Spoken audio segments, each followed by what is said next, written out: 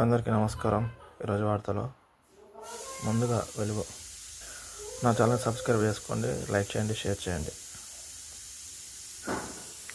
దక్షిణ భారత కుంభమేళగా గోదావరి పుష్కరాలు 2027 పుష్కరాల కోసం శాశ్వత ఏర్పాట్లు చేయాలి. సీఎం రేవంత్. బాసరం నుంచి భద్రాచలం వరకు ఆలయాల అభివృద్ధిపై దృష్టి పెట్టండి. 74 చోట్ల పుష్కర ఘాట్లు నిర్మించాలి. ఒకే రోజు 2 లక్షల మంది భక్తులు వచ్చినా ఇబ్బందులు రావద్దు. కేంద్ర స్కీమ్ నుంచి సహకారం తీసుకోవాలని సూచన. గోదావరి పుష్కరాల ఏర్పాట్ల ముందస్తు సన్నద్ధపై అధికారుల రివ్యూ. అంతర్జాతీయ కణజాల రంగంలోకి సింగరేణి గ్లోబల్ పేరుతో ఎంటర్ డిప్యూటీ సీఎం.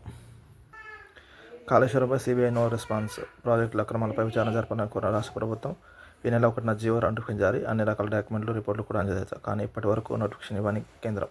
రాష్ట్ర సర్కార్ అడిగితే 45 గంటల్లోనే సిబిఐ విచారణకు సిద్ధమని గతంలో కేంద్ర మంత్రి ప్రకటన. 12 రోజులు గడిచిన సిబిఐ నుంచి స్పందన రాకపోతే సీఎం ఆరా.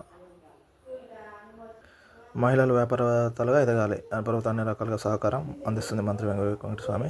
శుక్రవారం హైటెక్ సిటీలో జరిగిన CIA Indian women of lift voice for change కార్యక్రమంలో మంత్రి వెంకటస్వామి ప్రముఖ పారిశ్రామికవేత్తల దంపతులు.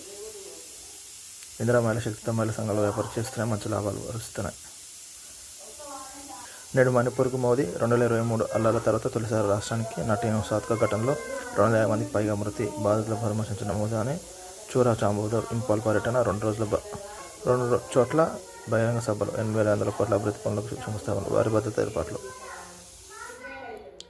నేపాల్ ప్రధాని సుశీల్ కార్కి ప్రెసిడెంట్ పాడెల్ సమక్షంలో ప్రమాణ స్వీకారం. దేశంలో తొలి మహిళా ప్రధానిగా సుప్రీంకోర్టు మాజీ సీజే రికార్డు బదులు చేపట్టిన వెంటనే కేబినెట్ భేటీ. 2026 మార్చి 4 ఎన్నికలు నిర్వహించాలని నిర్ణయం. ప్రస్తుత పరిస్థితుల దృష్ట్యా ఎమర్జెన్సీ ప్రకటించే అవకాశం. ఇందిరమ్మ చీరలు రెడీ. పంపిణీకి సిద్ధంగా 50 లక్షల శారీస్. ప్రాసెసింగ్లో మరో 10 లక్షలు.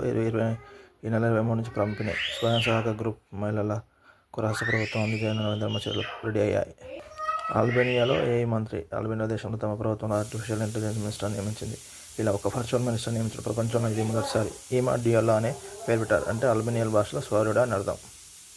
ద్రవ్యోల్బణం 2.07% హైక్. దేశంలో రిటైల్ ఇన్ఫ్లేషన్ ఆగస్టు నెలలో 2.07% పెరిగింది. ఈ ఆగస్టులో ఆహార పదార్థాలు సామగ్రి ధర పెరగడంతో ద్రవ్యోల్బణం పెరిగింది. మంటల పెట్టుబడి వలన ప్రభుత్వంతో రానున్న కాలంలో ద్రవ్యోల్బణం పెరిగే ఛాన్స్ ఉంది. కళ్ళలో కారం కొట్టి 2 లక్షల దోపిడీ. రంగారెడ్డి జిల్లా కొత్తపల్లి శుక్రవారం కళ్ళలో కారం కొట్టి రాయితో దాడి చేసి 4 లక్షల దోపిడీ చేశారు.